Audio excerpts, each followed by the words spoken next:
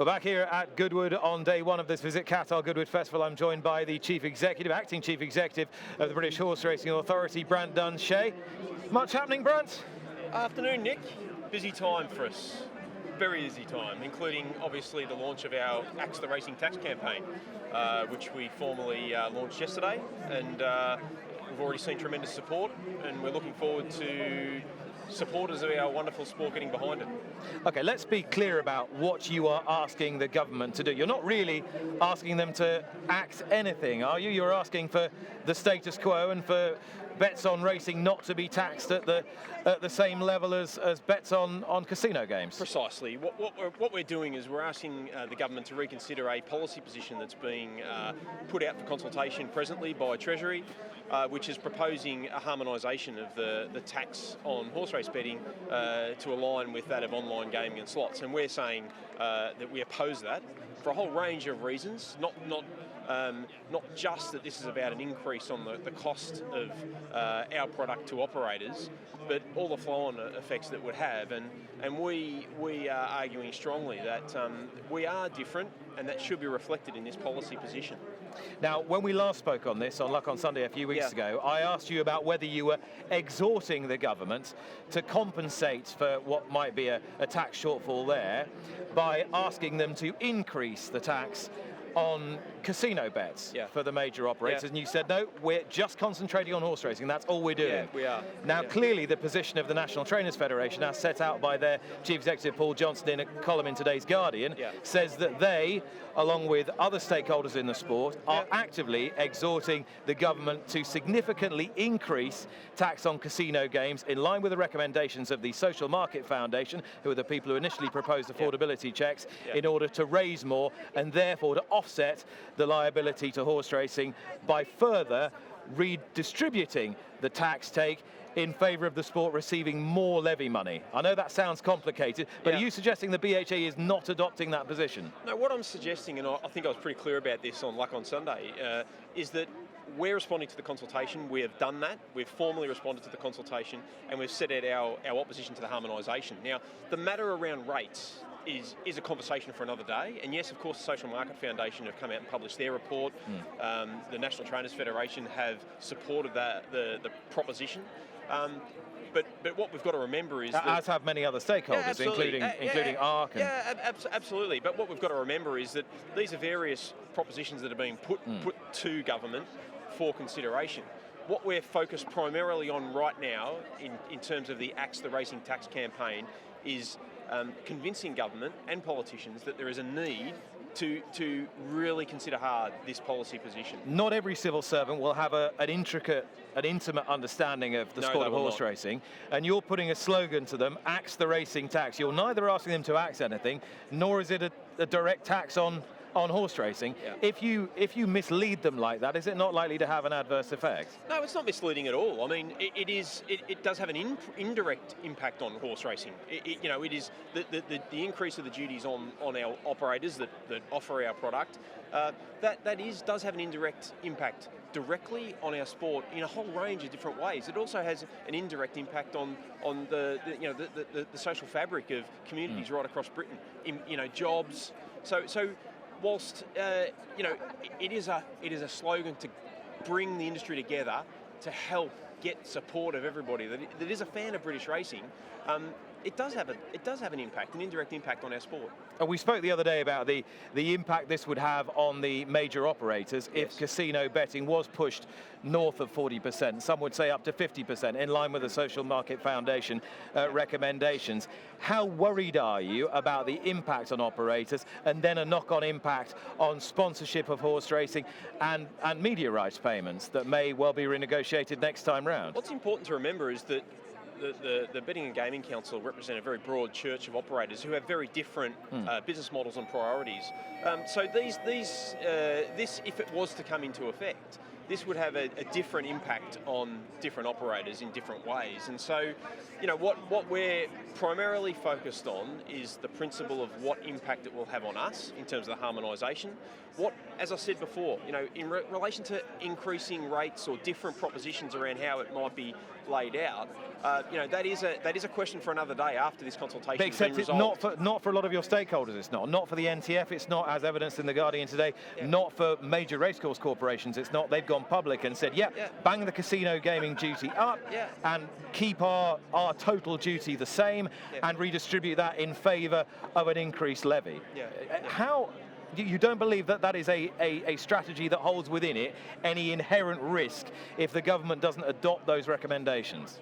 Now, what we've got to prioritise is ensuring that what we do is in the best interest of our sport, and that could. But you've got to speak that could unfold. But in a range of hasn't the different sport ways, got to speak with one voice? You're holding back from advancing that position, whilst your stakeholders are going right out on the front foot. Why aren't you the one that's leading on it? We are joined at the hip in terms of opposing harmonisation. There's no question about that. The cross-industry gambling strategy committee are absolutely united on that, and that is what this campaign is focused on, is fully focused on. Now, there are going to be different propositions put by different industry stakeholders, those both within racing, but those beyond racing and betting, and that narrative is going to play out. But the strategy for the levy windfall, which has been, as I said, advanced by your stakeholders, that's got to be key, hasn't it? I absolutely genuinely believe there has to be a negotiation, a discussion. We've got to work collaboratively with the betting operators and government to get an outcome that works for us. And that could be reflected in a whole range of different ways. What's being suggested by your stakeholders doesn't sound like a collaboration. It sounds like they're asking government to actively mediate in the levy process and to redraw the levy in a way that no government has ever done. We're engaged with government constantly. We're fortunate to have Baroness Twycross here tomorrow, and we have been making representations to government, to DCMS, to Treasury. Our team have been meeting with officials, and there are constant discussions ongoing. Lord Allen yesterday announced that he would take up his post on September the 1st. There will only be one board of the British Horseracing Authority. It will not be split out to a commercial arm and a regulatory arm. As the acting CEO, do you welcome that? It's positive news. I think we talked about it on Luck on Sunday that I think you asked me what my view was on independence, and I made the point that a greater level of independence I thought was a good thing. So we've achieved that. And we look forward to Lord Allen starting on the 1st of September. What does an independent board mean? What is an independent board? Yeah, look, I mean, it's important that for us now to focus on the process of transition to get to that point. And so, how you define independent will be part of that process. But I think fundamentally what we're talking about is that, officials, office holders of stakeholder bodies, wouldn't be sitting as representatives on the board. So they can't be member nominated, but Steve Harmon, when he was chair of the BHA, he had an independent board, a fully independent board, but a lot of them were non-executive directors from outside the sport, and that was seen not really to work, which is why we ended up with where we are at the moment.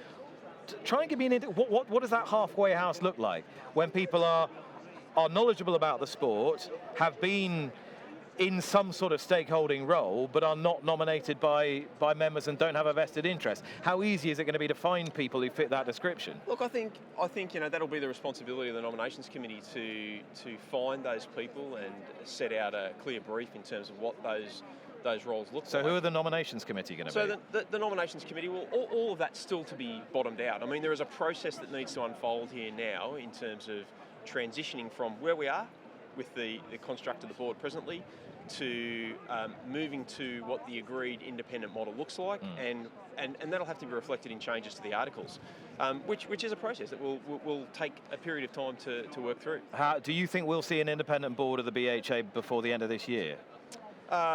It's possible. I mean, I think what we have to respect is that there are current board members who are completing terms presently. And so part of the transition will have to be working through how we deal with those that still have terms to conclude, and whether or not they conclude those terms. I'm talking in terms of current independent members, but working through what the member-nominated structure looks like. I think it is achievable by the end of the year. I think I get that. Now, fixtures are the currency. Fixtures are the sport's currency. Yeah. To what extent will any board, independent, non-independent, ever be able to have enough of that currency to make a difference to the fabric of the sport?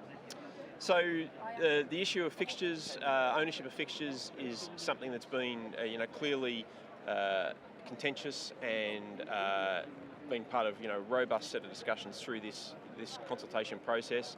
The racecourses, the various member bodies have made representations to Lord Allen in regard to that, and that's to be worked through. Okay. Are you going to have to reapply for your own job?